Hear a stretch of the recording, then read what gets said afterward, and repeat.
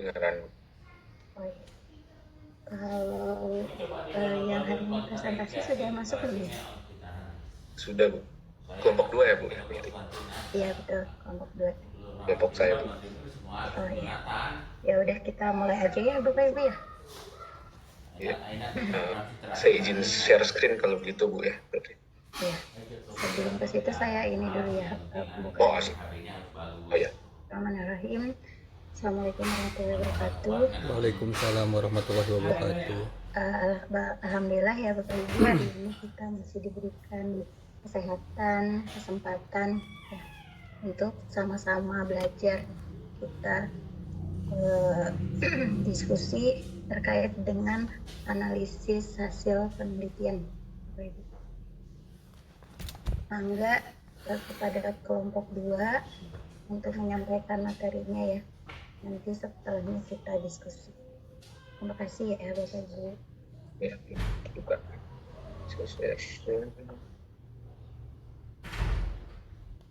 Ini ya.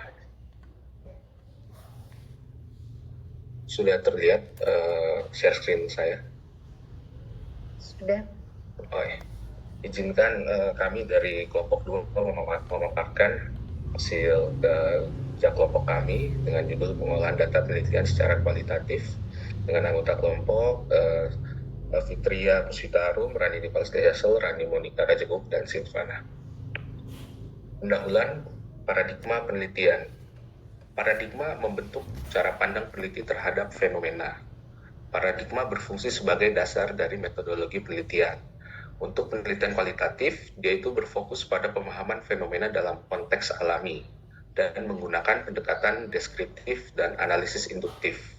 Peneliti sebagai instrumen utama untuk pengumpulan dan analisis data. Definisi penelitian kualitatif menurut Sugiono, metode untuk meneliti objek alamiah dengan peneliti sebagai instrumen utama. Analisis bersifat induktif dengan penekanan pada makna fenomena. Karakteristik utamanya, data dikumpulkan melalui observasi, wawancara, dan dokumen. Analisis data bersifat mendalam dan holistik. Triangulasi digunakan untuk meningkatkan validitas data. Next. Tujuan dari penelitian kualitatif, tujuan umum untuk menghasilkan pengetahuan baru yang berkontribusi pada pengembangan teori. Tujuan teoritis untuk membentuk pemahaman konseptual yang mendalam, tidak selalu diarahkan untuk aplikasi praktis. Tujuan praktis, eksploratif untuk menemukan fenomena baru, verifikatif untuk menguji kebenaran teori atau konsep yang sudah ada, pengembangan, meningkatkan pemahaman atau keefektifan konsep atau teori. Selanjutnya akan dilanjutkan oleh teman kelompok saya, Silvana. Baik, izin melanjutkan. Di sini ada proses penelitian kualitatif, di mana yang pertama itu ada tahapan deskripsi. Peneliti masuk ke lapangan tanpa hipotesis awal, mengidentifikasi fenomena berdasarkan pengamatan dan wawancara awal. Yang kedua ada tahap reduksi, menyortir data yang relevan dengan fokus penelitian, mengelompokkan informasi berdasarkan kategori tertentu. Lalu ada tahap seleksi, yaitu menguraikan tema-tema utama dari data, membentuk teori baru yang relevan dengan fenomena. Next. Adapun komponen penelitian kualitatif, yang pertama itu ada sumber data, yaitu ada dari primer dan juga sekunder. Untuk yang data primer itu ada observasi dan wawancara, untuk data sekunder ada dokumen, catatan, dan arsip. Lalu ada prosedur analisis, menggunakan pendekatan interpretatif untuk menghasilkan teori dan menganalisis pola hubungan dalam data. Lalu ada laporan akhir, yaitu berbentuk narasi deskriptif, disesuaikan dengan kebutuhan audiens dengan tujuan penelitian. Next. Lalu ada langkah-langkah dari penelitian kualitatif, yaitu membangun kerangka konseptual, yang kedua merumuskan permasalahan penelitian, yang ketiga memilih sampel penelitian, yang keempat memilih instrumen penelitian, yang kelima mengumpulkan data, yang keenam menganalisis data, yang ketujuh mengevaluasi kesimpulan. Next. Dilanjutkan sama teman kelompok selanjutnya ya, Dr. Fitri. Dr. Fitri ya. Izin menyampaikan untuk karakteristik penelitian kualitatif. Yang pertama adalah pola pikir induktif, yang kedua mengutamakan persepsi, yang ketiga bersifat alamiah, kemudian bertujuan mencari makna dan menghasilkan grounded teori. Kemudian juga karakteristiknya adalah mengutamakan partisipan, tidak menggunakan rancangan penelitian yang baku, pengumpulan data atas dasar prinsip fenomenologis, Peneliti sebagai pengumpul data dan analisis data dilakukan selama penelitian berlangsung dan hasil penelitian berupa deskriptif. Next. Kemudian untuk metode penelitian kualitatif itu yang pertama metodenya secara studi etnografi, yaitu mempelajari kebudayaan atau kelompok sosial, dilakukan melalui observasi jangka panjang di lapangan. Untuk studi kasus, fokus pada satu fenomena spesifik dalam konteks tertentu. Kemudian metode grounded theory, yaitu membentuk teori berdasarkan data lapangan. Kemudian penelitian tindakan, yaitu mengatasi masalah praktis dengan pendekatan siklus reflektif. Lalu penelitian biografi dengan mengkaji perjalanan hidup seseorang untuk memenuhi perspektifnya. Next.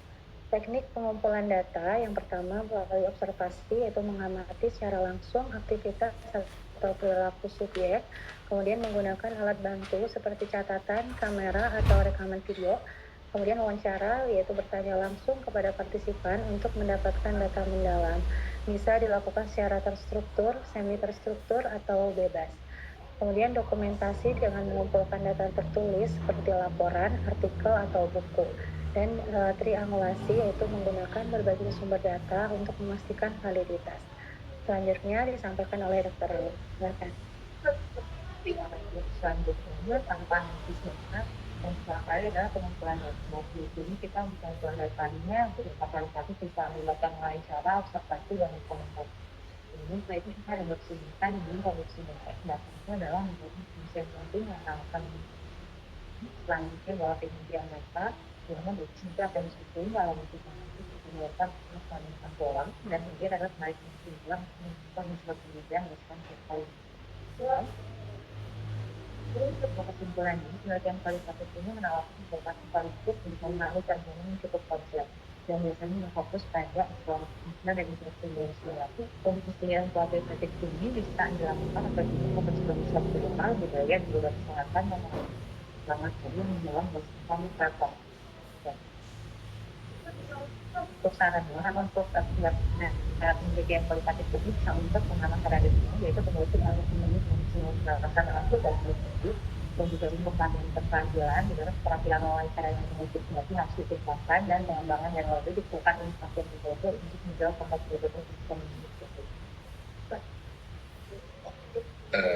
Sudah selesai ya pemaparan dari kelompok kami, Bu.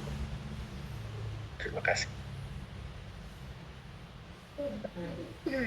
Pak Randi, mohon ini untuk diskusi dulu ya. Barangkali ada yang mau ditanyakan atau mau menambahkan, silakan.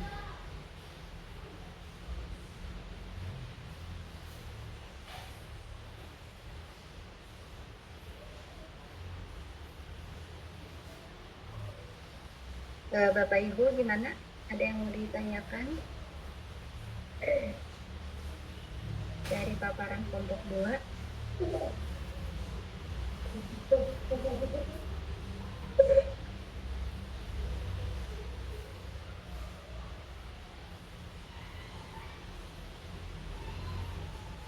Kalau tidak ada, bisa diberikan contoh, Pak, pengolahan data yang sudah dilakukan oleh kelompok. Bapak, sudah ada contohnya?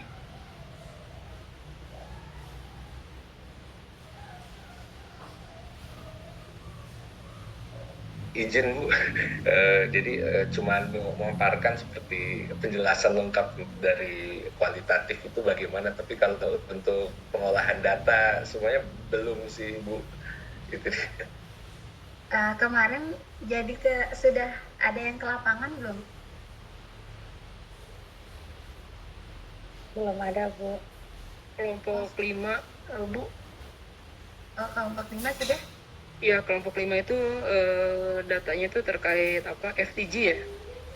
Yang terakhir fokus diskusi, kami merubah dari kuantitatif menjadi data yang bisa diambil datanya, karena kan kalau diskusi itu cenderung ke diskusi terbuka opini ya, terus percakapan peserta.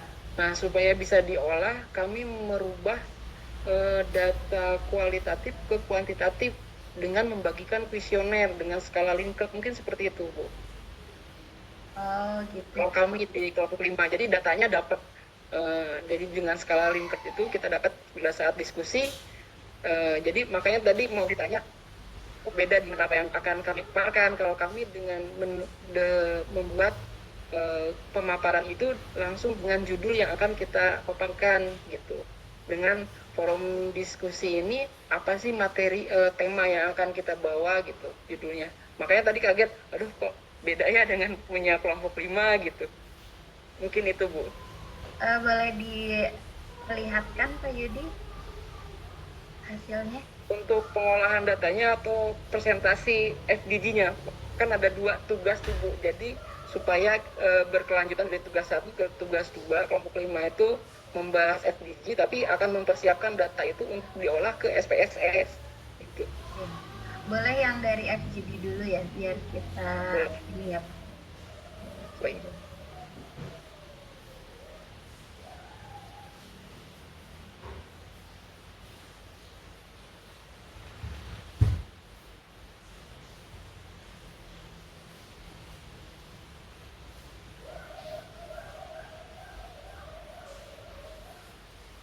Apakah sudah terlihat? Sudah Pak. Baik. Baik, Bu, kami dari kelompok 5 akan memaparkan terkait tugas instrumen forum diskusi grup dengan tema yang kami buat, yaitu strategi menghadapi keluhan pasien dalam era peraturan BPJS yang menekankan angka rujukan pasien. Dengan anggota Yudi, terus Dr. Gisela, Dr. Siti, dan Dr. Rifka. Jadi latar belakang kenapa kami membuat judul tadi sebelumnya, bahwa penelitian ini bertujuan untuk mendapatkan saran dari pihak BPJS dan manajemen rumah sakit dalam menghadapi keluhan pasien di era peraturan BPJS yang menekankan angka rujukan. Dan keluhan pasien di era BPJS, peran BPJS dan manajemen rumah sakit seperti apa perannya. Sehingga penelitian ini diharapkan dapat memberikan wawasan baru dan solusi konkret antara baik dari pihak BPJS maupun dari manajemen rumah sakit. Tujuan penelitian mendapat saran dari pihak BPJS dan manajemen rumah sakit dari memperoleh umpan balik pada saat FDG. Kita mendapat umpan balik dari diskusi yang berkembang, baik agar memperoleh strategi atas keluhan-keluhan dan kekhawatiran dari pasien, yakni mengidentifikasi masalah yang dihadapi rumah sakit mungkin akan berkembang pada saat FDG. Kisi-kisi instrumen FDG-nya yaitu permasalahan yang diperoleh oleh rumah sakit seperti apa, strateginya seperti apa, plan BPJS itu seperti apa. Nanti akan berkembang ke variabel yang akan dikembangkan oleh kami, itu ada sekitar 15 instrumen yang akan didiskusikan di dalam FGD ini. Peserta diskusi yang akan mengikuti itu dari direksi dari BPJS itu sendiri, dari direksi dari rumah sakit, dokter dan tenaga kesehatan, dan nakes lainnya. Ini yang menjadi peserta diskusi untuk judul yang kami buat. Manfaat dari penelitian ini akan memberikan masukan bagi pihak BPJS, akan memberikan masukan bagi manajemen, dan bagaimana meningkatkan kualitas pelayanan kesehatan bagi pasien. Metodenya dengan metode forum grup diskusi, mengumpulkan data berbagai pihak terkait, yang merupakan salah satu metode yang kami laksanakan. Ekspektasi yang akan dihasilkan yaitu strategi dan peningkatkan kolaborasi pihak BPJS dan rumah sakit. Mungkin itu Bu, dari data yang diperoleh itu kita merubah data yang kisi-kisi itu menjadi berupa data yang bisa dinilai ke yang tugas keduanya akan berkesinambungan. Jadi kita akan merubah data kualitatif yang berupa diskusi terbuka, opini dan percakapan yang akan bisa diolah ke SPSS. Karena SPSS kan data yang akan dimasukkan di input itu kuantitatif. Maka dengan kisi-kisi ini kita berkembang menjadi 15 variabel yang akan kita diskusikan, yang seperti yang terlihat di layar, kita diskusikan terkait peraturan BPJS. Bagaimana sosialisasinya? Pasien telah memahami atau belum? Jadi sekitar 15 instrumen yang akan kita diskusikan. Nah, supaya bisa dimasukkan ke instrumen SPSS, kami membuat skala Likert, Bu. Kami membuat skala Likert dengan sangat setuju, setuju, netral, tidak setuju, sangat tidak setuju, yaitu dengan scoring. Nah, diperoleh scoringnya seperti ini, Bu. Nanti akan diinputkan ke aplikasi SPSS. Dari peserta 1 sampai ke pesertanya sekitar 28 peserta dari direksi. Nanti akan ada berapa persen direksi dari yang mengikuti sebagai direksi BPJS, berapa persen dari direksi dari rumah sakit, berapa persen dokter yang ikut dalam FPG ini, dan berapa persen dari tenaga kesehatan lainnya yang mengikuti. Mungkin itu, Bu, pemaparan kami sebelum, karena saya juga masih proses belajar pengolahan data SPSS, lumayan rumit juga kalau tidak biasa. Jadi makanya pengolahan data kita hanya sederhana, Bu. Mungkin seperti ini. Terima kasih. Terima kasih Pak Yudi yang sudah mempresentasikan hasil pekerjaan kelompoknya terkait dengan FGD ya Pak. Barangkali dari Bapak Ibu ada yang mau mengomentari dulu, silakan.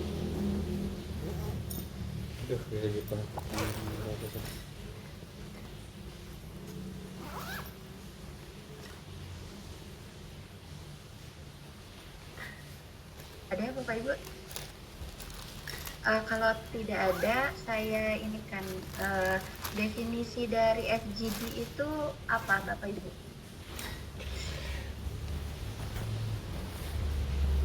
Jadi definisi dari FGD itu kita membuat komunikasi efektif dua alur dari peserta terhadap tema yang kita buat, yaitu terkait BPJS, terkait rujukan. Jadi FGD itu kita intinya ke depannya itu di dalam pemaparan kami bahwa ekspektasi yang akan diperoleh hasil FGD itu seperti apa.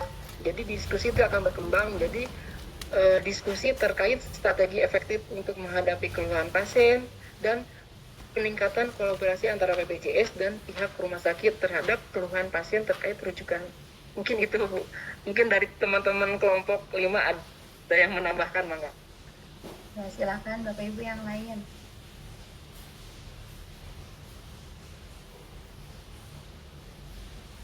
Menurut Bapak Ibu, apakah skala Likert ini masuk ke FGD enggak menurut Bapak Ibu?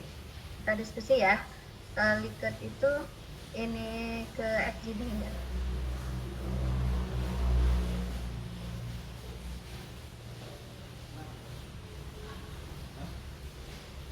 Kalau dari kami sih, Bu, karena FGD itu akan, karena tugas berikutnya terkait SPSS, saya membuat kenapa skala Likert supaya ada scoringnya gitu.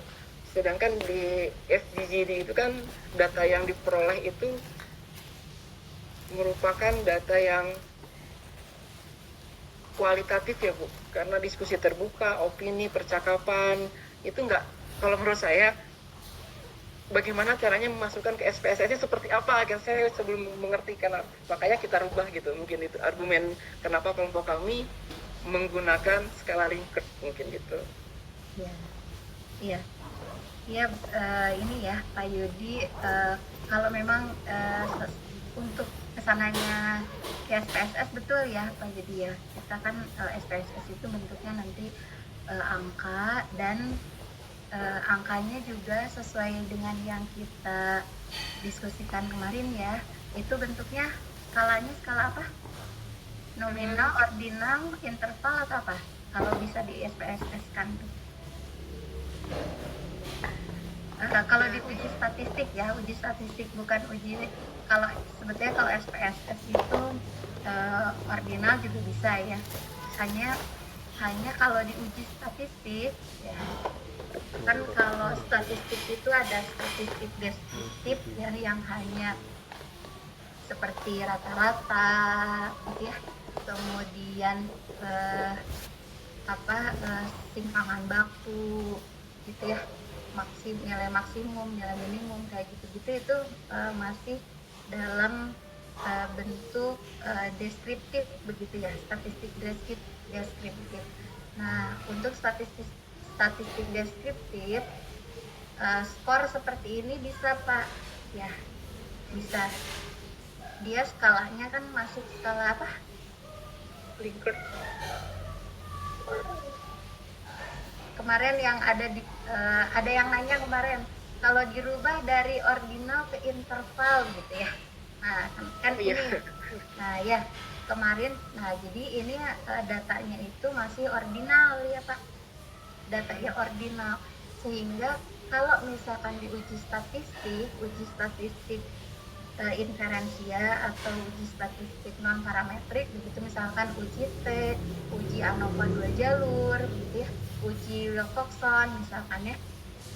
Nah, yang uji statistik yang tingkat lanjut itu tidak bisa langsung menggunakan data ini gitu. Jadi harus diubah dulu menggunakan menggunakan MSI yang kemarin kita pelajari ya Bapak Ibu ya, yang pakai Excel, yang kata saya pakai Excel.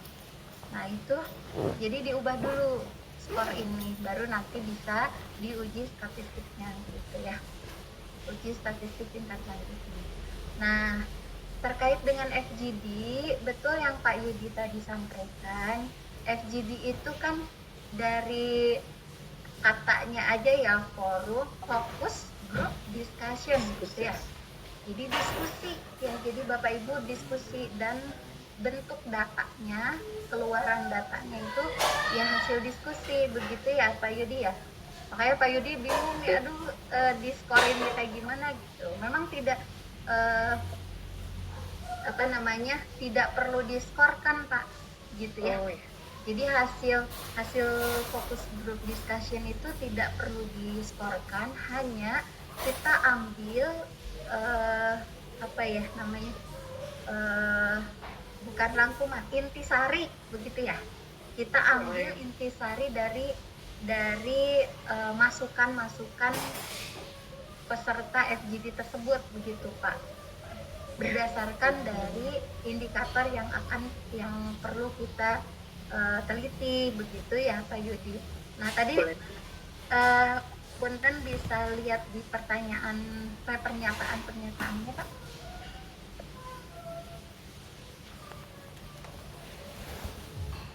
Nah, kalau FGD atau boleh ke itu dulu Pak, ke yang PowerPoint yang tentang FGD Pak.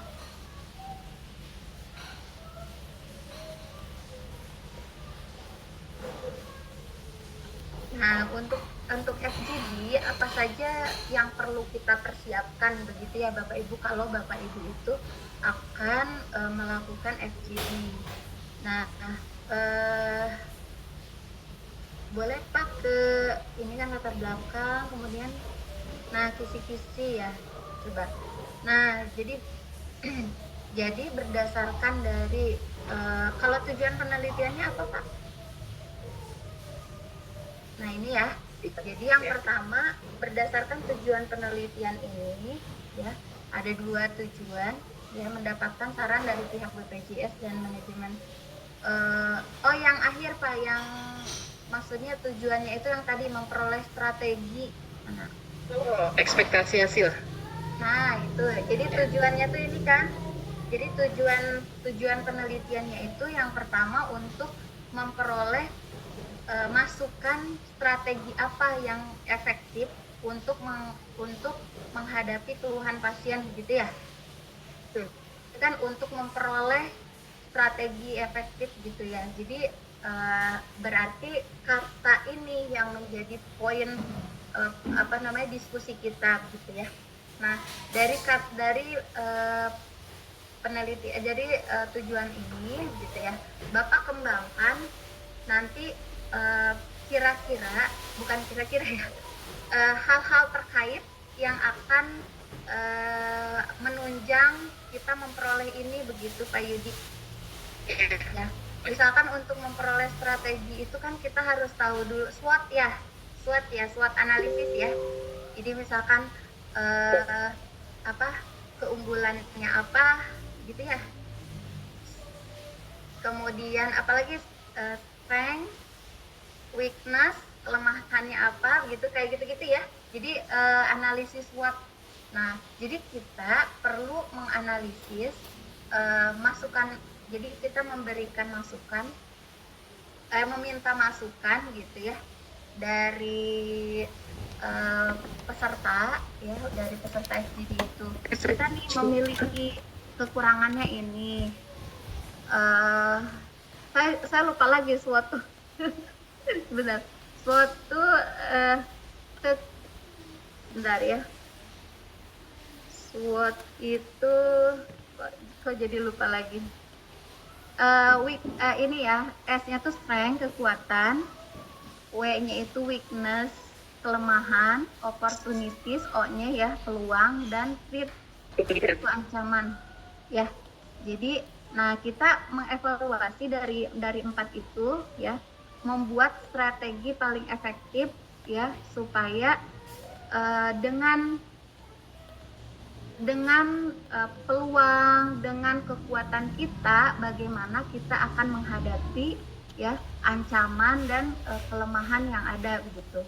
Seperti tadi begitu ya, kan ada banyaknya keluhan kayak gitu-gitu ya Pak Yudi ya.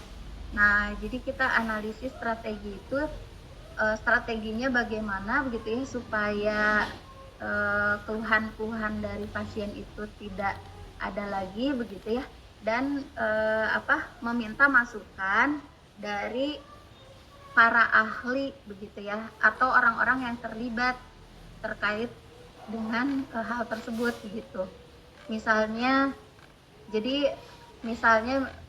pasien juga diikut sertakan gitu ya, kan supaya kita tahu keluhan yang dirasakan oleh pasien bagaimana. Kemudian dari dokternya mungkin ya Pak, kemudian dari BPJS-nya juga, kemudian dari siapa lagi yang terlibat dalam BPJS tersebut begitu ya. Nah jadi memang bentuk luarannya nanti adalah masukan-masukan dari ahli-ahli tersebut begitu, dari orang-orang yang terkait tersebut begitu, dengan meninjau tadi dari SWOT analisis atau analisis yang lain juga diperbolehkan ya, nggak harus SWOT. Kemudian nah yang berikutnya itu peningkatan kolaborasi BPJS dan rumah sakit. Nah berarti kan memang perlu orang-orang BPJS gitu ya, perlu diskusi dengan orang BPJS dan dengan yang dari rumah sakit begitu, bagaimana caranya kita untuk meningkatkan itu begitu ya, meningkatkan kolaborasi. Jadi betul tadi Pak Yudi ya, hasilnya itu berupa narasi begitu ya, atau boleh poin-poin, misalkan masukan dari siapa, misalkan masukan dari manajemen rumah sakit apa begitu ya, terkait dengan yang strategi misalkan ya. Kemudian masukan dari yang di BPJS-nya bagaimana begitu ya. Jadi memang datanya kualitatif banget gitu Pak Yudi. Nah setelah itu nanti Pak Yudi dan kawan-kawan itu bisa menganalisis kalau misalkan kita mau buat pengkodean dan sebagainya, itu bisa menggunakan NVivo ya.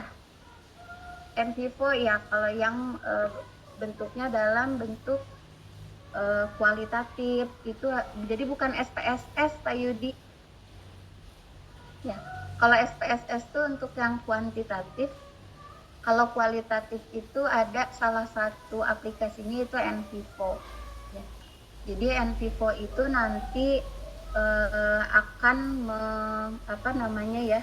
mengkategorisasi begitu ya, mengkategorisasi kalimat ini tuh masuk ke kategori yang mana gitu. Jadi Pak Yudi nanti bisa mengkategorikan bahwa misalkan yang setuju dengan strategi ini ada berapa gitu. Ada berapa orang begitu. Jadi menggunakannya nanti menggunakan NVIVO untuk analisis dari hasil FGD. Gitu ya, Bapak Ibu ya. Baik Bu, terima kasih Bu masukannya Bu. Iya, ada yang ditanyakan Bapak Ibu? Maaf Bu, pindah ke HP, laptopnya mati. Oh iya, nggak apa-apa Pak Ibu. Ada yang ditanyakan?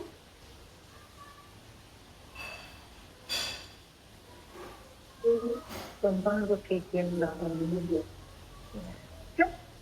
Jadi kalau misalnya untuk data kualitatif kita pure untuk benar-benar penyusunan laporan dimana kalau kelompok kami Bu nanti kan wawancara kalau datanya itu kualitatif. Jadi pure untuk kami hanya menuliskan misalnya mau wawancara pakai apa, posisi jabatan apa, hasil wawancaranya apa, berarti tim misalnya analisis yang tadi berarti ya Bu ya? Iya betul. Jadi sama dengan wawancara ya, gitu. Jadi hasilnya kita deskripsikan gitu ya, hasil dari wawancaranya. Kemudian nanti kita masukkan ke NVIVO, itu nanti bisa dikategorisasi juga, gitu ya.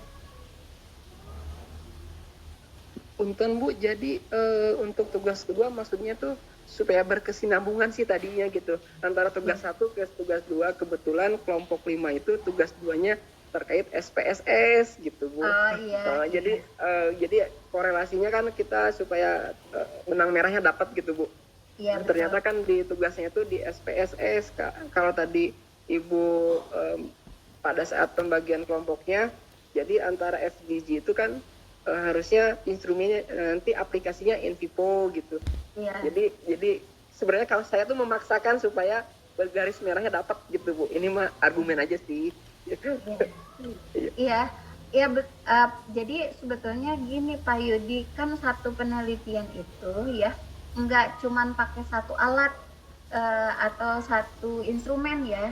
Jadi misalkan satu penelitian itu bisa pakai FGD plus angket plus gitu ya, wawancara gitu.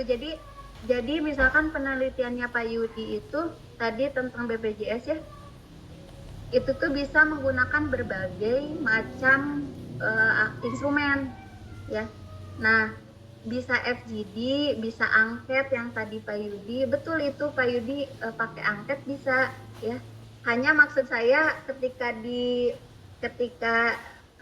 tadi masuk ke FGD begitu ya. Jadi kayak ada FGD itu berbeda dengan angket gitu Pak Yudi. Jadi tapi meskipun satu penelitian itu bisa menggunakan berbagai macam instrumen gitu. Iya, baik Bu. Ya. Nah, angket ya betul Pak Yudi, kalau angket itu nanti bisa dikuantitatifkan gitu karena kan dia bentuknya angka ya, dikuantitatifkan tadi menggunakan MSI, jadi datanya itu nanti data interval dan bisa diuji statistik. Betul, misalkan bisa diuji korelasinya gitu ya, bisa diuji perbandingannya begitu ya. Jadi malah akan lebih baik ya Bapak Ibu jika penelitian itu menggunakan berbagai macam tadi pengumpulan data ya, karena tadi sudah disinggung-singgung ada yang namanya triangulasi ya Bapak Ibu ya. Tadi udah beberapa kali disinggung-singgung. Nah, triangulasi itu apa sih begitu ya? Untuk melihat apa Bapak Ibu? Yang disampaikan oleh teman-temannya itu untuk melihat apa? Validitasnya ya. Memvalidasi. Ya, betul. Untuk memvalidasi begini. Misalkan ketika kita mewawancara ada kemungkinan ya ada kemungkinan orang tersebut misalnya berbohong. Kan ada aja ya kemungkinan itu mah ya, meskipun kita harapkan sebetulnya tidak ini begitu ya.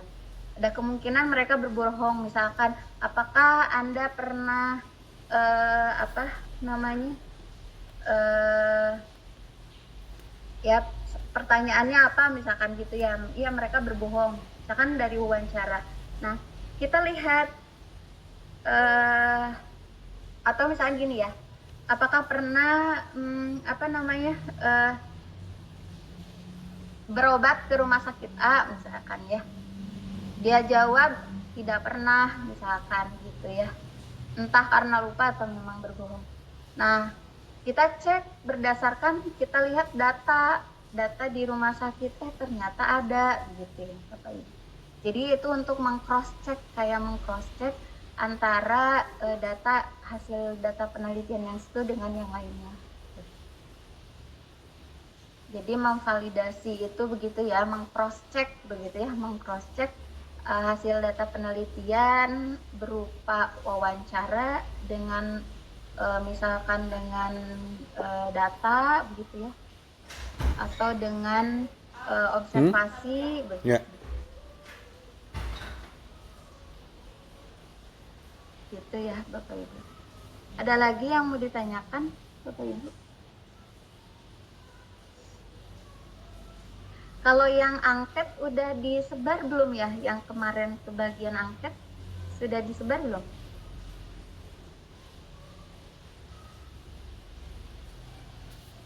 Kalau yang Pak Yudi tadi udah sampai ke SPSS belum Pak Yudi? Sudah Bu, tapi laptopnya mati Bu. Udah diinstal iya. juga sih, gitu. Oh iya ya. Nah,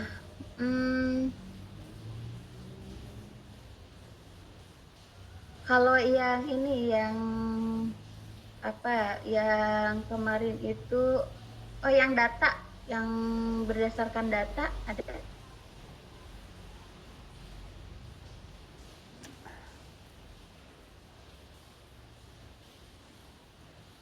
Sudah belum?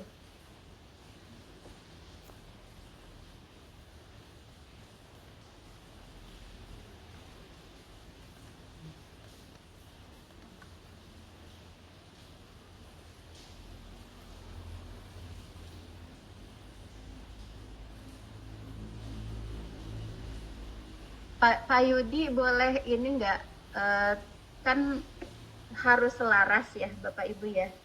Jadi rumusan masalah atau kalau misalkan dalam penelitian kualitatif itu pertanyaan penelitian, ya. Pertanyaan penelitian, kemudian metode dan nanti analisis data itu kan harus sinkron. Ya. Boleh Pak Yudi ditunjukkan lagi Pak Yudi yang tadi Pak? Mungkin teman kelompok yang lain Bu, karena saya pakai pakai HP, laptopnya mati, casannya ketinggalan di kantor. Oh iya. Ada temannya yang lain, teman sekelompoknya Pak Yudi, bisa di-share screen?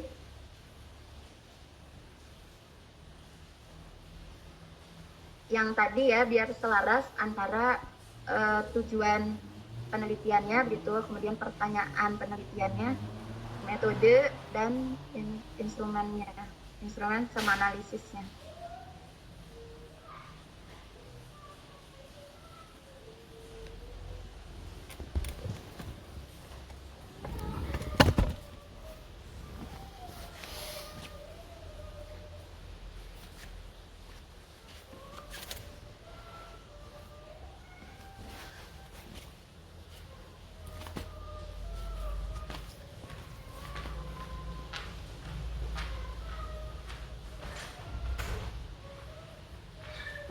Kelompoknya sama siapa Pak Yudi? Dokter Gisela. Ada Dokter Gisela. Bu, Dokter Siti. Sepertinya belum masuk ya kalau Dokter Gisela. Dokter Siti ada.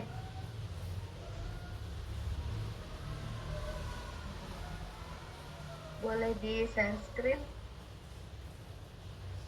Aduh maaf Dok, ketinggalan, punten pisan.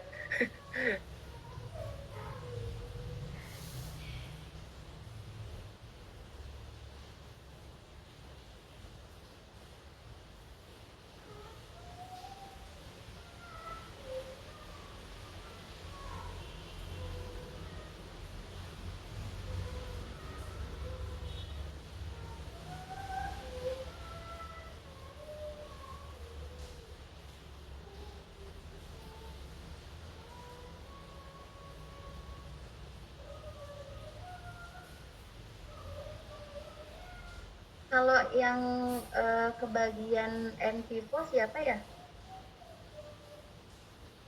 Kontak 3 Bu. Ya, boleh sekarang disampaikan? Boleh. Nomornya Dok Azalia. Izin share. Izin share screen, Bu. Ya, silakan.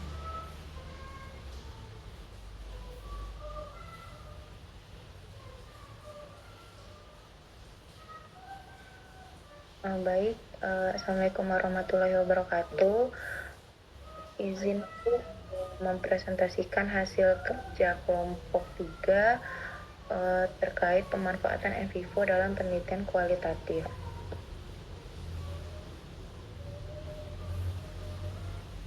Jadi untuk pembuka itu ada karakteristik penelitian kualitatif. Itu yang pertama adalah mengambil data langsung dari latar alamiah lalu bersifat deskriptif, yaitu datanya berupa verbal, kata-kata, dan gambar.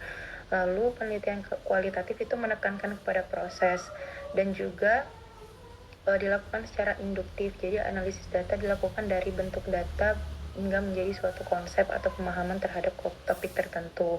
Dan yang terakhir karakteristiknya yaitu menekankan pada makna, di mana menggali suatu pemahaman.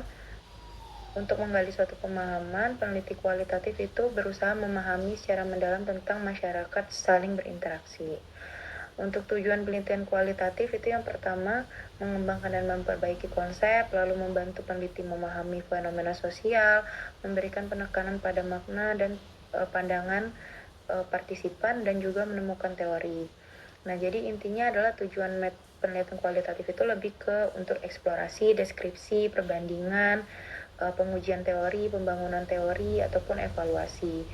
Untuk metode kualitatif ini sendiri biasanya dipilih ketika diperlukan pemahaman yang rinci terkait proses atau diperlukan pengalaman atau informasi yang tersedia adalah bentuknya non-numerik. Nah, untuk NVivo sendiri itu adalah perangkat alat yang disediakan untuk mengelola data dari berbagai sumber yang berbeda. NVivo dikembangkan untuk mendukung peneliti kualitatif mengelola data, melakukan kajian pustaka secara cepat, efisien, dan efektif, lalu melakukan triangulasi dan membuat presentasi atau visualisasi hasil penelitian.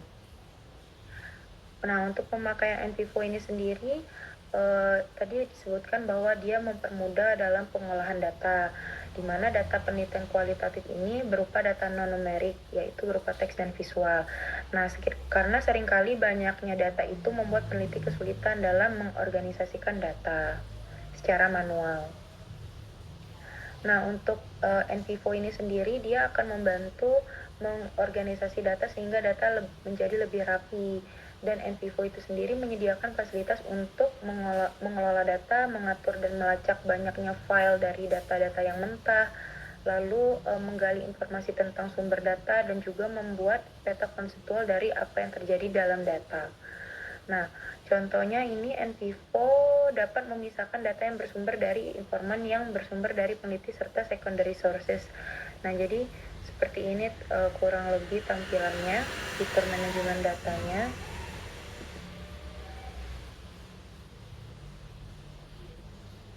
Nah, ini slide selanjutnya. Dengan NVivo, peneliti kualitatif dapat secara efisien dan efektif melakukan coding analisis terhadap data.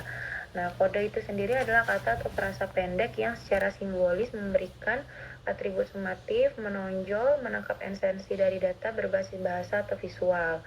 Data itu sendiri terdiri dari transkrip wawancara, catatan lapangan, jurnal, dokumen, literatur, dan lain sebagainya. Secara kualitatif, kode adalah konstruk yang dibuat oleh peneliti yang melambangkan atribut dalam menafsirkan makna untuk setiap data dengan tujuan untuk keperluan pembangunan teori dan proses analisis lainnya. Pengkodean atau coding ini tujuan utamanya adalah lebih ke untuk proses analisis. Nah, ini adalah contoh-contoh visualisasi hasil analisis data dengan NVivo. Bisa dilihat di layar. Lalu cara penggunaan NVivo sebagai analisis data kualitatif. Nah, jadi yang pertama itu instalasi dan persiapan awal, yaitu kita harus mengunduh dan menginstal aplikasi NVivo itu di situs resminya di KSR Internasional. lalu dipilih sesuai sistem operasi perangkatnya. Lalu ketika instalasi selesai, lalu diberikan mengikuti panduannya dan diaktifasi sesuai lisensi yang diberikan. Nah, ini contoh tampilan situs resmi KSR internasionalnya, di mana kita bisa mendownload NVivo itu sendiri. Sampai hipotesis. Nah, lalu untuk membuat proyek baru kan bisa dilakukan dengan cara dibuka aplikasinya, lalu diklik file dan diklik new project. Nah, dengan setelah itu lalu datanya bisa di rename dan disimpan di folder yang mudah diakses oleh pengguna. Nah, ini tampilan awal NVivo-nya seperti ini. Nah, ini bisa di rename dan juga di save jadi dia di rename dulu baru di save baru digunakan gitu. Nah, lalu untuk menambahkan data ke NVivo itu bisa dengan pertama pilih import pada toolbar di NVivo. Lalu untuk mengimpor data yang bentuknya tabel, format tabel itu harus mengikuti struktur tertentu, karena kalau tidak nanti dia tidak terbaca oleh aplikasi. Nah, biasanya itu filenya dalam format XLSX atau CSV yang diorganisasikan dengan benar. Nah, berikut contoh, jadi harus sesuai dengan contoh jumlah kolom dan barisnya seperti itu. Kolomnya maksudnya. Nah, lalu untuk penjelasan kolomnya di sini yang pertama, ini ada kolom yang pertama itu ID responden. Jadi ID responden itu berfungsi sebagai pengidentifikasi unik untuk setiap responden, dan NVivo nanti menggunakannya untuk memisahkan data berdasarkan sumber atau responden. Nah, lalu untuk kolom kedua ini ada kolom pertanyaan, berisi pertanyaan penelitian dan dibiarkan kosong jika hanya ingin mengimpor jawaban saja. Nah, lalu kolom selanjutnya itu kolom jawaban yang berisi data kualitatif yang akan dianalisis, dan kolom ini yang biasanya menjadi fokus utama analisis dalam NVivo. Dan kolom terakhir itu kategori, di mana kolom ini tuh opsional dan bisa digunakan untuk mengelompokkan data berdasarkan tema, topik, atau variabel lainnya. Mungkin selanjutnya oleh Dr. Patty. Lanjutkan, suara saya terdengar? Terdengar, Dok. Izin melanjutkan untuk selanjutnya untuk jadi kan NVivo itu memang merupakan software atau aplikasi komputer yang dipakai untuk mengatur, menyimpan, dan menganalisis data kuantitatif. Nah, ini untuk langkah-langkah importnya. Sebelumnya saya mau share juga untuk mungkin sumber data kualitatif itu kita bisa dapatkan dari wawancara, diskusi, pidato, catatan, literatur, berita, media sosial, gambar, video, audio, dan survei. Jadi bukan hanya Excel, tapi sumber data yang lain pun itu bisa dimasukkan ke NVivo.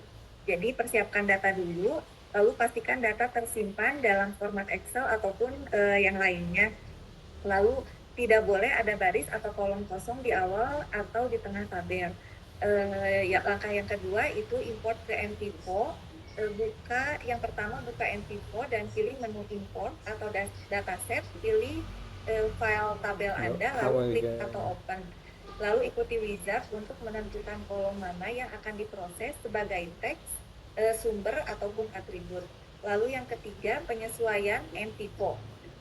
Setelah data berhasil diimpor, gunakan fitur coding untuk menandai teks berdasarkan kategori. Lanjut.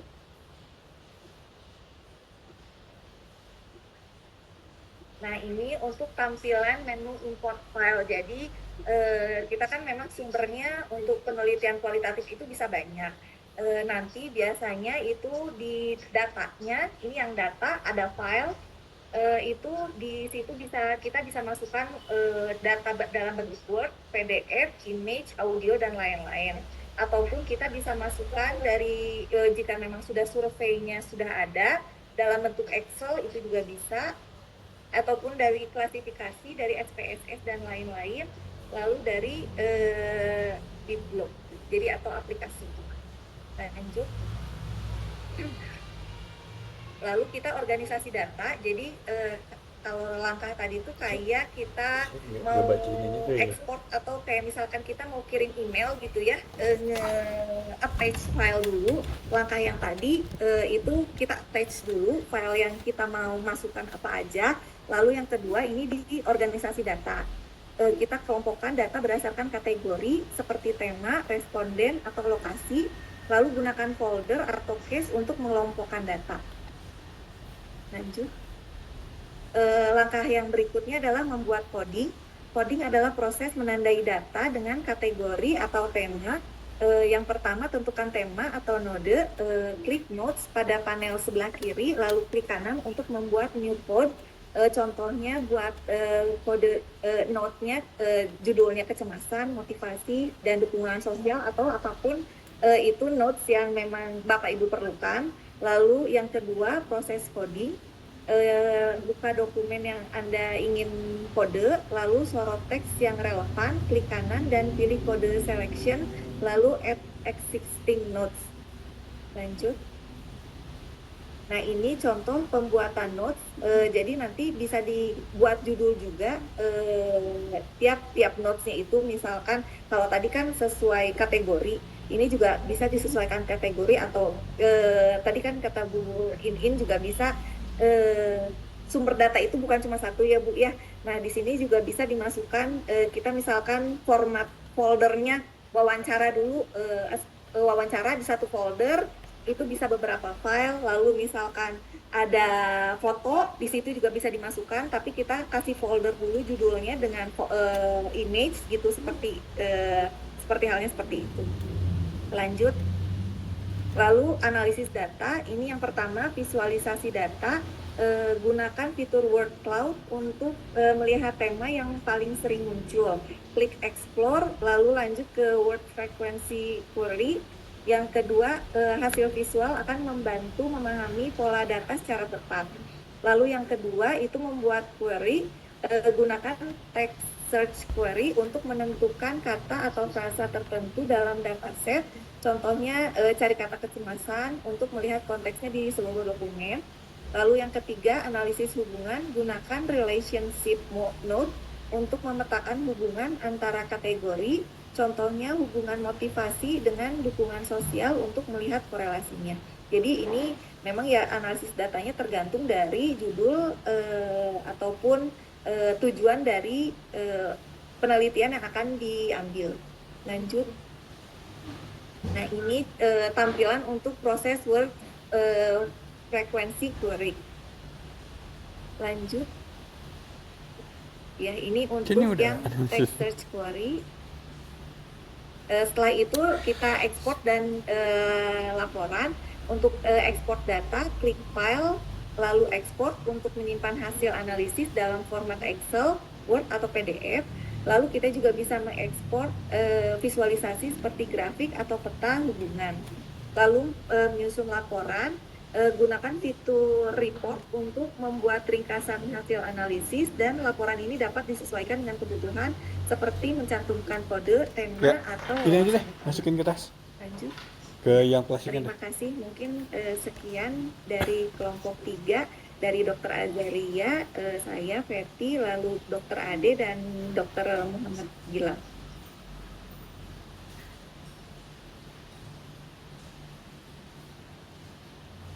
Terima kasih Dr. Verti tadi dan Dr. Azaria yang sudah menyampaikan tentang NVivo. Sudah coba bisa diperlihatkan NVivo-nya?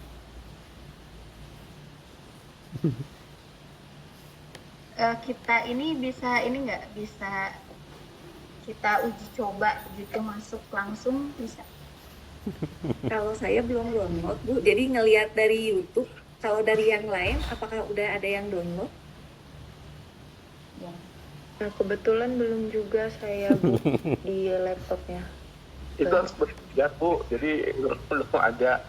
Tapi yang di YouTube, mungkin dari YouTube tuh udah bisa ada tata caranya. Mungkin bisa disampaikan. Iya. Bu, saya cuma mau nanya sih Bu, boleh? Yang soal Ya, NVivo. boleh. Bagi saya ya ini hal baru ya, karena nggak pernah olah data secara kualitatif. Ini aplikasinya memang berbayar ya berarti ya, kalau mau Iya. download. Oh, Berbayar, memang berbayar ya Pak, tapi kita bisa belinya bisa di Shopee Pak, yang murah. oh, ada cracknya. Oke. Ya, jadi kalau misalkan Bapak Ada sendiri. perlu begitu ya, Ayo kita coba beli gitu di ke. Shopee aja biar enggak, kan kalau langganan mah lumayan ya, Oh, oke. lumayan. Jadi Siap berarti Shopee ya alternatif ya. Siap. Bajakan. Bajakan. Siap. Belajar boleh gitu ya. Lumayan 150-an lebih, 157 kalau nggak salah sebulan. Oh, ya. terima kasih. Tapi kalau kita mau Iya. pakai aja baru langganan. Iya, di Shopee itu berapa ya, murah kok, saya pernah. Ya, kalau Shopee bisa murah. Iya. Ya, jadi nanti kita dikasihannya memang berbatas juga sih ya, misalkan sebulan berapa gitu ya. Jadi nanti belinya pas Bapak Ibu perlu begitu ya. Ya. Gitu ya. Pakai. Iya, tadinya pengen uji coba begitu ya, karena memang kesulitannya itu karena biasanya ya kesulitannya itu jadi langsung ketika sudah dapat data tuh bingung ini data diapain gitu ya. Gitu ya biasanya gitu. Jadi tadinya inginnya kita praktek langsung ya Bapak Ibu supaya lebih. Iya tadi jadi hanya teorinya aja Bu. Jadi memang kita mulai teorinya, tadi yang terakhir itu ada teorinya. Terus ngelihat di YouTube memang ada tata caranya gitu. Jadi ada seri itu. Nah itu sedikit agak terbuka lah gitu. Tapi meskipun belum coba sendiri jadi agak bingung ya Bu. Iya. Ya mungkin next bisa, kalau udah beli di Shopee mungkin bisa dicoba Bu nanti. Iya betul ya. Iya. Minggu depan bisa coba beli satu akun ya, dicoba gitu bisa, supaya minggu Insya Allah depan Bu, nanti dicoba. ya, supaya minggu depan kita bisa kayak gimana sih gitu bentukannya NVivo tadi hanya digambar aja ya. Hanya digambar aja. Jadi, rasanya akan lebih ini kalau kita langsung coba begitu ya. Ya, baik Bu. Salah jeruk pertanyaan, ngaliti. Bapak Ibu. Naonnya eta mah jeruk nggak masuk dipake ku non yang suka dipake teh mixu. Jadi kalau kualitatif memang lebih cenderung banyaknya di deskriptif ya Bapak Ibu. Jadi tadi ya, kalau hasil FGD, hasil wawancara, kemudian analisis data juga dari data yang ada tuh saya gitu lupa lagi. Ya berdasarkan data begitu, data yang sudah ada itu juga bisanya dideskripsikan gitu ya. Dan kalau tadi menggunakan NVivo itu di coding begitu ya, dikategorisasikan gitu ya sama Bapak Ibu gitu ya Bapak Ibu. Jadi lebih ke deskriptif. Nah kalau untuk angket ya, kalau untuk angket itu tadi betul bisa di kuantitatifkan, diuji statistik ya, statistiknya juga udah bisa uji statistik inferensial gitu, statistik non parametrik bisa juga gitu ya. Hanya memang perlu di MSI kan gitu ya, diubah dari data ordinal ke data interval. Nah kemudian untuk data-data yang ada sebetulnya bisa juga yang kemarin kan kita sudah diskusi juga ya.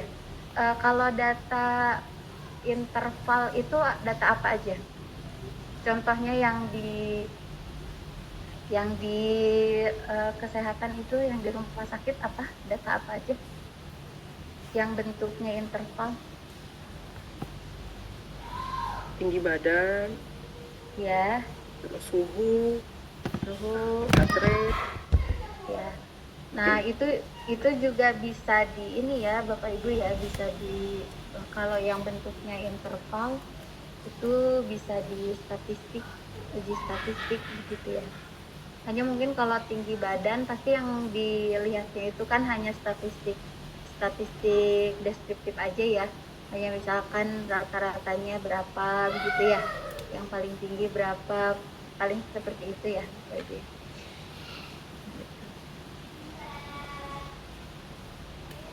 Hanya mungkin kita juga bisa analisis kaitan antara misalkan tinggi badan dengan jumlah obat, atau biasanya berat badan dengan jumlah obat yang diberikan, misalkan itu juga ada ininya ya Bapak Ibu ya, bisa kita analisis gitu ya,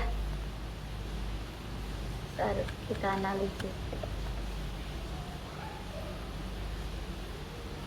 Ada yang mau ditanyakan lagi?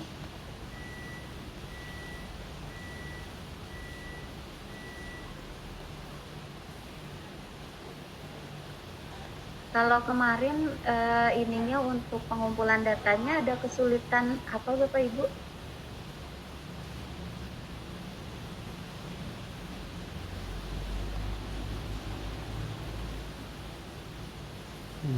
Ada kesulitan nggak dalam pengumpulan kemarin? Atau memang belum dilakukannya karena apa begitu? Barangkali ada kesulitan? Izin Bu, mungkin untuk yang pengumpulan data kita kan instrumen wawancara oleh kelompok kita mungkin masih belum dilakukan karena masih mau proses izin dulu ke direktur atau ada surat resmi. Tapi kalau memang bisa by lisan dicoba, jadi dari kelompok kami masih berusahakan begitu sih. Iya, iya Pak, mudah-mudahan ini ya, mudah-mudahan minggu depan sudah bisa ya Pak ya, sudah ada mudah-mudahan ya. Kami usahakan Bu. Jadi setidaknya Pak kalau ke yang direktur kayak gitu agak sulit ya, ke ini aja misalkan teman dokter begitu Pak. Jadi enggak, kan ini saya tuh maksudnya biar dapat data aja dulu begitu ya, jadi enggak betul-betul yang resmi gimana gitu ya. Jadi ngobrol santai aja begitu, tapi menggunakan instrumen yang kemarin ya. Jadi kemarin tuh Bapak tuh perlunya dengan siapa aja ya? Kemarin wawancaranya tuh dengan siapa aja? Kemarin dengan SDM Bu, kelompok kita SDM, kemudian kabak SDM, staf SDM sama pasien Bu. Itu kira-kira bisa nggak tanpa perizinan dan sebagainya gitu atau harus? Kalau di rumah sakit saya sih harus izin direktur ya Bu, karena kan kita iya ambil data dari rumah sakit. Perlu surat dari kampus? Kalau saya sih rencananya ngobrol dulu aja Bu sama direktur, nanti bagaimana direktur kalau minta resmi dari kampus mungkin menghubungi Ibu mungkin ya Bu ya, untuk minta arahan. Ya nanti boleh menghubungi saya nanti minta bantuan ini ya Pak Ferdi, atau yang bagian surat menyurat di Pasca Unpas ya, nanti saya coba pakai. Bu izin tanya Bu, kita kan yang wawancara berarti habis kita kumpulkan hasilnya kita deskriptifkan saja dulu ya, berarti belum masukin ke NVivo kan, belum paham juga sih Bu, habis juga tentang NVivo. Iya betul. Ya makanya tadinya tuh kalau udah ada data, nah sekarang kita masukin gitu. Tadinya tuh ya rencana saya tuh kayak gitu. Jadi misalkan kita udah punya data nih, data sekarang ya, udah punya data misalnya data wawancara atau data observasi atau data apa gitu ya, kita udah punya data kan dideskripsikan, atau kalau nggak tadi kan bisa video ya Bu Feti ya bentuknya ya, bisa video, kemudian bisa juga audio bisa ya kalau nggak salah. Nah jadi nanti misalkan direkam, nah masukin ke sana, jadi diolah sendiri oleh NVivo-nya begitu Pak. Kan kalau hasil rekaman terus kita buat deskriptif kan lama mungkin ya, membutuhkan waktu gitu ya. Nah, kalau dengan NVivo itu memudahkan kita gitu ya. Jadi kita tinggal upload aja hasil rekaman suaranya, atau tadi misalkan kalau kita pakai video wawancaranya. Berarti Bu paparin aja data yang didapat aja, hasilnya aja dulu gitu ya. Nanti Iya, oh. Ya gitu. Sama Bapak kan tadi harus buat kategorisasi ya. Jadi misalkan kategorisasi itu maksudnya yang indikator-indikator intinya. Nah, jadi Bapak nanti membuat indikator-indikator dari pertanyaan itu tuh. Jadi misalkan kalau menjawabnya apa, berarti nanti masuknya ke kategori apa gitu Pak. Jadi nanti si NVivo itu akan menganalisis kalau jawaban dari respondennya tuh apa, oh ini masuknya ke kategori yang ini gitu. Jadi nanti tuh akan ada ini kategori ini ada berapa, kategori ini ada berapa gitu. Jadi kita nanti bisa dipresentasiin gitu sama kita.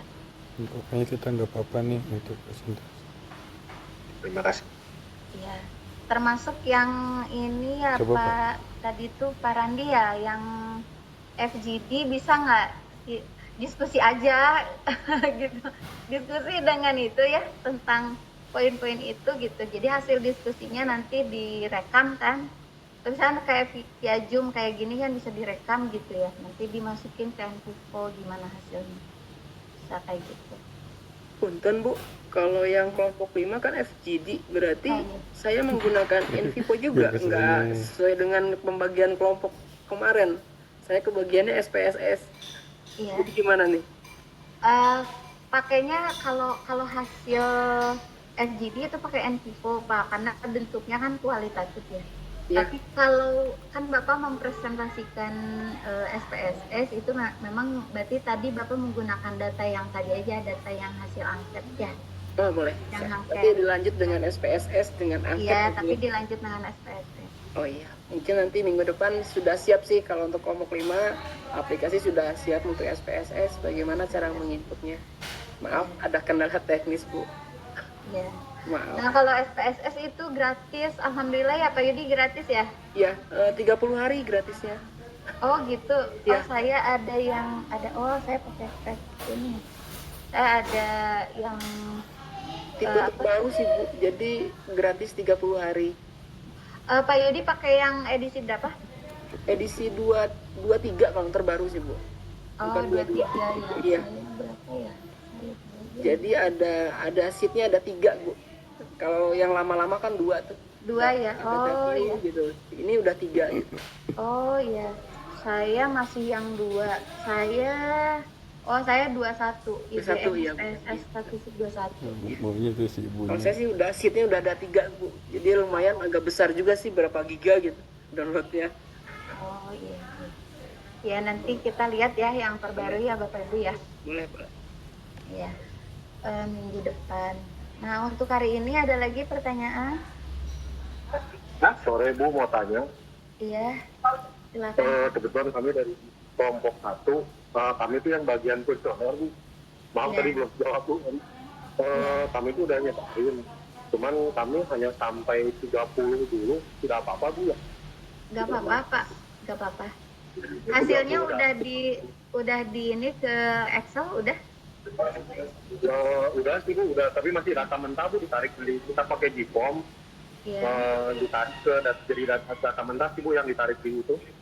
Jadi Gformnya. Oh iya. Ya udah kalau gitu nanti ketika SPSS ya Pak Andrew ya, ketika SPSS ya, jadi bareng dengan Pak Yudi juga kan tadi mencontohkan ya. Nah nanti yang Pak Andrew juga nanti di itu ya, sama dianalisis menggunakan SPSS ya.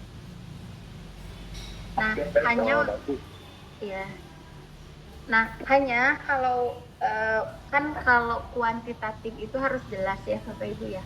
Jadi nanti Pak Yudi ketika SPSS nanti Pak Yudi harus jelas hipotesis statistiknya ya Pak Yudi. Baik Bu, dijelaskan.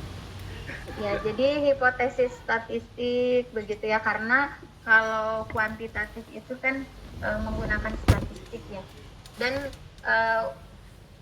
berbeda hipotesis statistik dengan hipotesis penelitian ya. Kalau hipotesis penelitian apa Bapak Ibu?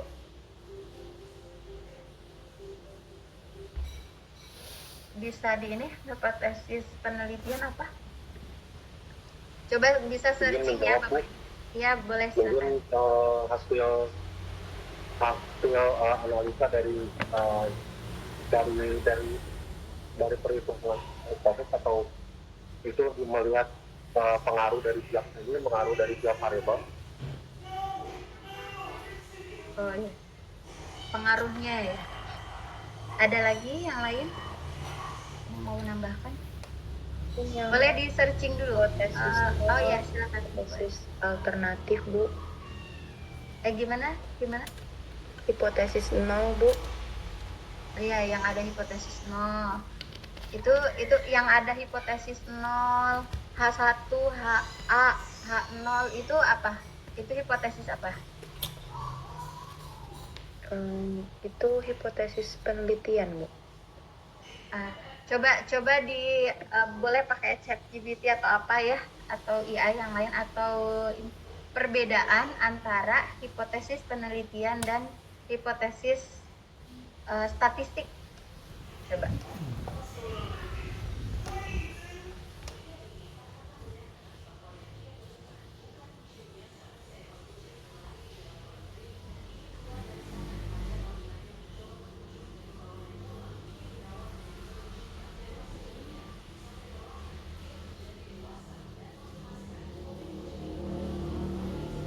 Jadi nanti Pak Yudi dan teman-teman di kelompok 5 ya, nanti mulai dari hipotesis statistiknya apa, kemudian hipotesis penelitiannya apa gitu. Dan nanti baru pengujiannya bagaimana biar nyambung ya. Jadi dari awal itu rumusan masalahnya gimana, hipotesis penelitiannya apa, hipotesis statistiknya bagaimana, dan nanti langsung ke uji statistiknya.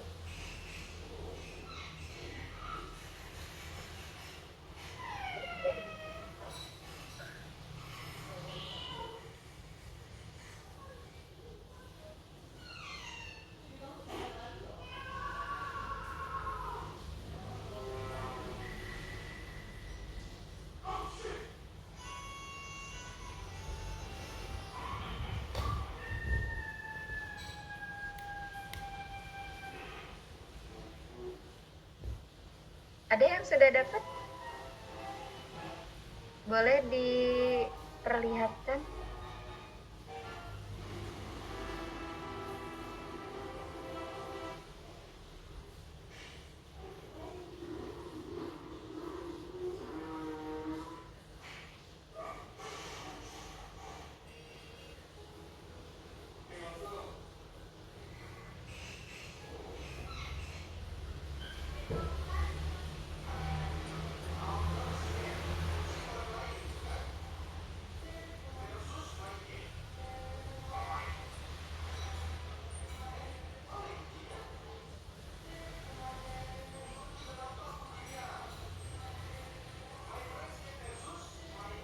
Ada yang udah dapat?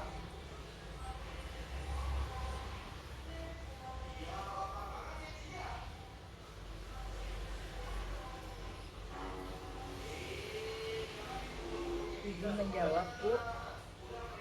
Iya, silakan. Kalau hipotesis penelitian itu adalah pernyataan atau dugaan sementara yang dirumuskan berdasarkan teori atau observasi yang menggambarkan hubungan antara variabel-variabel penelitian, biasanya bersifat deskriptif atau eksploratif. Sedangkan untuk hipotesis statistik ini pernyataan matematis yang dapat diuji secara kuantitatif menggunakan analisis statistik. Hipotesis ini biasanya terdiri dari dua bagian, hipotesis 0, H0 ataupun dan hipotesis alternatif atau HA. Gitu. Jadi kalau misalkan hipotesis penelitian itu bersifat umum, deskriptif, tapi kalau yang hipotesis statistik itu bersifat kuantitatif dan dinyatakan dalam bentuk matematis. Selain itu juga kalau misalkan hipotesis penelitian itu tidak diuji secara langsung, melainkan diwujudkan dalam hipotesis statistik. Jadi, tapi hipotesis statistik itu diuji menggunakan metode statistik seperti uji T ANOVA, korelasi, regresi, dan lain-lain. Seperti itu, Bu. Ya, begitu ya Bapak Ibu. Jadi, hipotesis penelitian itu jawaban sementara dari rumusan masalah yang Bapak Ibu buat ya. Misalnya, gitu ya. Misalnya contohnya gini. Bapak Ibu akan meneliti tentang apakah terdapat hubungan antara kepuasan kerja dan kinerja perawat di rumah sakit X misalkan ya. Nah, jadi jawaban atau hipotesis penelitiannya itu ya, terdapat hubungan yang signifikan antara kepuasan kerja dan kinerja perawat di rumah sakit X gitu. Jadi kalimatnya seperti itu begitu ya. Jadi jawaban sementara dulu. Nah, kenapa Bapak Ibu bisa membuat jawaban sementara gitu ya? Karena apa? Karena Bapak Ibu kan sudah melakukan kajian sebelumnya gitu ya. Kajian teori sebelumnya. Oh, bahwa berdasarkan teori-teori sebelumnya gitu terdapat kaitan, terdapat terdapat hubungan gitu ya. Antara kepuasan kerja dan kinerja perawat gitu. Nah, oleh karena itu Bapak Ibu membuat asumsi dulu gitu ya, membuat asumsi berdasarkan teori yang Bapak Ibu pelajari begitu ya. Nah, Bapak Ibu membuat kesimpulan, oh ini akan terdapat hubungan gitu ya. Nah, tapi itu kan baru asumsi Bapak Ibu ya, baru jawaban sementara Bapak Ibu berdasarkan kajian teori Bapak Ibu begitu. Nah, perlu kita buktikan ya, perlu kita buktikan. Nah, buktinya itu kita dengan melakukan penelitian, dengan melakukan analisis data. Nah, kita analisis datanya dan kita misalkan menggunakan uji statistik ya, menggunakan statistik dan diperolehlah apakah hipotesis penelitian kita itu diterima atau ditolak gitu ya Bapak Ibu. Jadi hipotesis penelitian itu bentuknya betul tadi deskriptif begitu ya. Jadi misalnya terdapat hubungan yang signifikan antara apa dan apa misalkan ya. Atau contoh lainnya misalkan faktor-faktor apa saja misalkan ya yang mempengaruhi tingkat kepuasan kerja perawat di rumah sakit X gitu ya. Nah, Bapak Ibu kan udah ini nih faktor-faktor apa saja. Nah, Bapak Ibu kan juga berdasarkan teori sudah mengkaji begitu ya, faktor-faktor apa saja. Nah, berdasarkan data-data yang kita himpun gitu ya, berdasarkan analisis data, nah apakah tadi faktor-faktor yang kita masukkan itu apakah memang ada berdasarkan data atau tidak. Jadi di apa ya namanya ya, diuji begitu ya, diuji hipotesis penelitian kita. Nah, untuk penelitian, kalau penelitiannya itu berupa penelitian kualitatif ya, tidak perlu ada hipotesis begitu ya Bapak Ibu ya. Tidak perlu ada hipotesis untuk kualitatif. Tapi kalau untuk kuantitatif itu harus ada ya, karena hipotesis ini tadi untuk menguji, karena nanti kalau kuantitatif itu kan akan diuji statistiknya, jadi memerlukan hipotesis. Nah, tapi untuk kualitatif itu tidak perlu ya, begitu. Nah, uji hipotesis, kalau hipotesis statistik ya, itu nanti lebih di statistiknya gitu ya. Jadi berdasarkan tadi hipotesis penelitian, nanti kita buat hipotesis statistiknya, apakah misalkan H0-nya itu jika apa begitu ya, H-nya apa begitu. Dan itu tuh H0 sama HA atau H1 itu dia bertolak belakang begitu ya. Jadi kalau misalkan HA-nya misalkan terdapat perbedaan gitu ya, kalau H0-nya tidak terdapat perbedaan. Nanti di statistik, Bapak Ibu sudah belajar statistik? Sudah belajar statistik belum? Ada mata kuliah statistik belum? Belum, Bu. Ya, belum ya. Nanti akan ada mata kuliah statistik ya Bapak Ibu yang akan lebih dalam lagi. Kita mempelajari.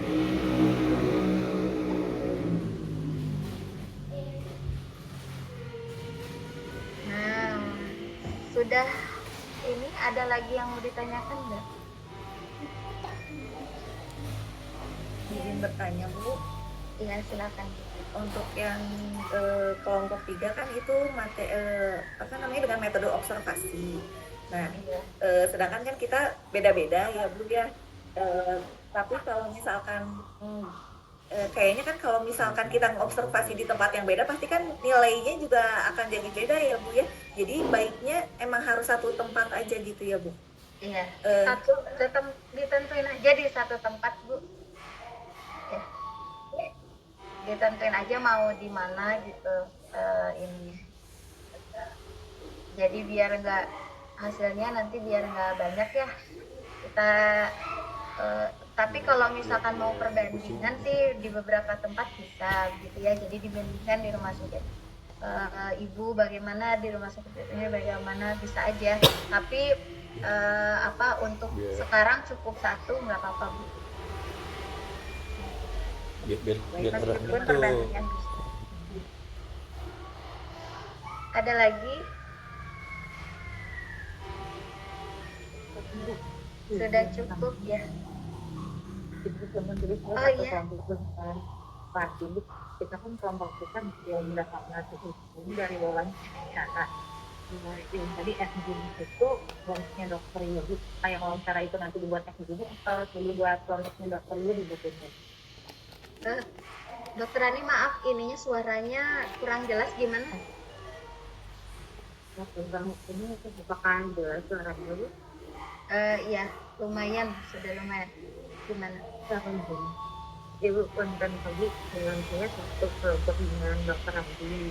Itu maupun dokter Adi itu datanya dengan data wawancara.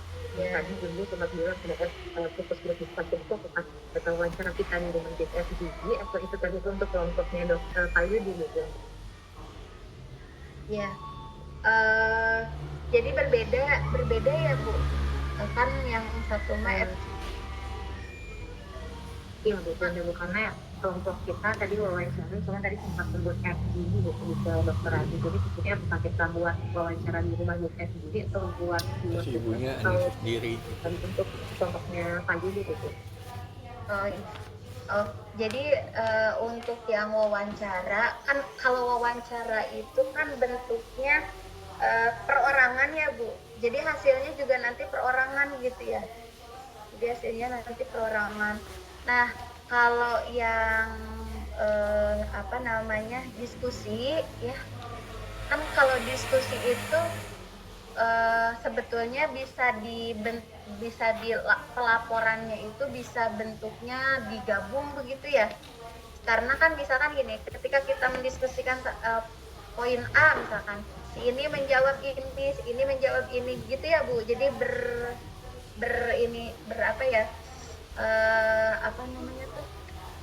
jadi saling menanggapi terhadap satu kasus itu misalkan ya, terhadap poin A itu. Meskipun dalam wawancara juga sebetulnya bisa sih digabungkan juga gitu. Tapi hanya kalau di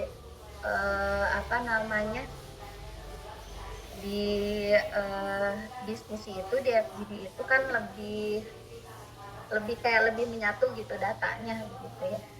Gitu. Karena misalkan satu orang itu bisa menambahkan gitu ya bisa menambahkan, melengkapi dan sebagainya di dalam diskusi itu. Nah, makanya supaya terdeteknya seperti apa di apa namanya nanti di NVIPO-nya, coba aja menggunakan datanya, menggunakan data apa namanya video gitu. Jadi kan akan terdengar mungkin jika menambahkan atau dia setuju dengan pernyataan siapa gitu ya. Kan misalkan dia hanya bilang, oh saya setuju dengan pernyataan si A, tambahannya misalnya kalimat dia apa, ya itu juga akan terbacanya oleh NVIPO, itu akan terbaca yang seperti itu. Mungkin data awal kita bentuknya wawancara mungkin dari yang nanti setelah mau analisis bisa dikelompokkan dari FGD tadi gitu. Iya betul. Iya. Nah, wawancara juga boleh dari tadi bisa pakai video juga ya, atau kalau enggak bisa pakai itu juga sih, bisa audio boleh, atau kalau enggak mau ditulis misalkan nanti ditulisnya di Excel misalkan ya, si apa responden A misalkan ya nomor 1 pertanyaan apa, dia menjawabnya apa, dijawabin seperti itu.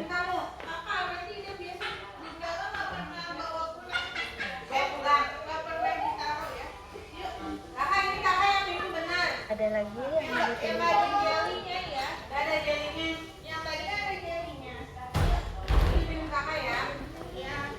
Kalau tidak ada, kita cukupkan dulu untuk perkuliahan hari ini ya, Bapak Ibu ya.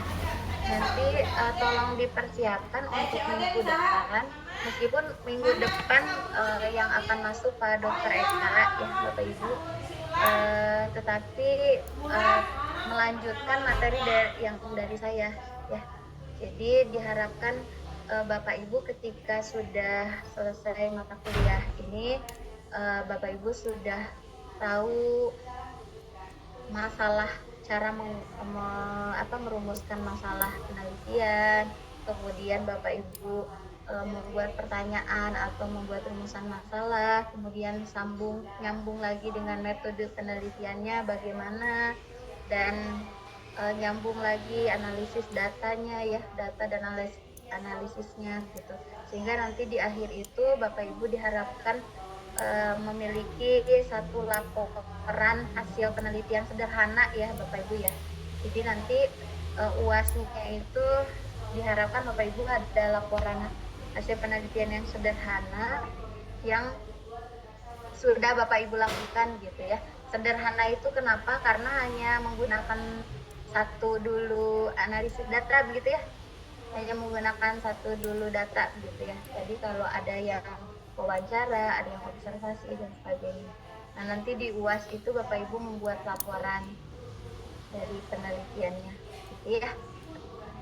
Untuk hari ini mungkin dicukupkan dulu ya, kalau sudah tidak ada pertanyaan kita akhiri ya dengan mengucapkan hamdalah. Bapak Ibu, mohon maaf apabila selama perkuliahan ya ada hal-hal yang kurang berkenan, ada perkataan ataupun perbuatan saya yang kurang berkenan. Terima kasih. Wassalamualaikum warahmatullahi wabarakatuh. Waalaikumsalam warahmatullahi wabarakatuh. Terima kasih Bu.